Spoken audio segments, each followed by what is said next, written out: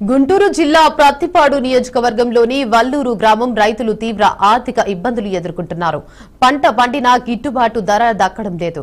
ప్రభుత్వ కొనుగోలు కేంద్రాలు ప్రారంభం కాకపోవడంతో అన్నదాతలు తప్పనిసరి పరిస్థితుల్లో పంటను దళారులకు అతి తక్కువ ధరకు అమ్ముకోవాల్సి వస్తోంది. ఈ కారణంగా తమకు ఖర్చులు కూడా రావడం లేదని రైతులు ఆవేదన వ్యక్తం చేస్తున్నారు. నేను 11.5 ఎకరం మాగాడి ఎత్తనాను. 11 ఎకరాలన్నరకి కౌలు కానీ పెట్టుబడి కానీ పాను ఒక్క రూపాయి కూడా మిగలదు. కుటుంబ ఖర్చులు కూడా రావండి. రైతులకైతే గిట్టుబాటు ధర లేదు. ఎకరా బస్తా వచ్చేదానికి 1250 రూపాయల నుంచి 1150 రూపాయలు నడుతుంది. వాతావరణ మార్పు వల్ల దళారులు 50 రూపాయలు తగ్గించి అడుగుతున్నారు. గవర్నమెంట్ వల్ల ఎలాంటి ప్రోత్సాహం లేదు, వచ్చిందని ఆశ కూడా లేదు. మా సరుకు అంతా అయిపోయిన తర్వాత ఒక మంత్కి మొదలు పెడతారు. అదేదో అరకొరగా 100కి ఒక 20 మందికో 10 మందికో మేలు జరిగింది, కానీ 75% మేలు ఏం జరగదు. యూరియా టైటు, ప్రతి ఒక్క ఎరువులు టైటే.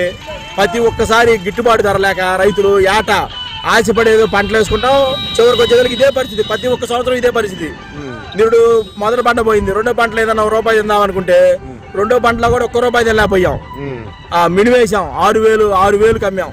పెట్టుబడి ఎకరానికి మాగాడికి వచ్చేదానికి 35,000 36,000 అవుతుంది. 6-7 బత్తాలు మినువులు అయితే అందులో ఏం తింటాము? గిట్టుబాటు ధర లేక రైతులు బాగా ఇబ్బంది పడిపోతున్నారు.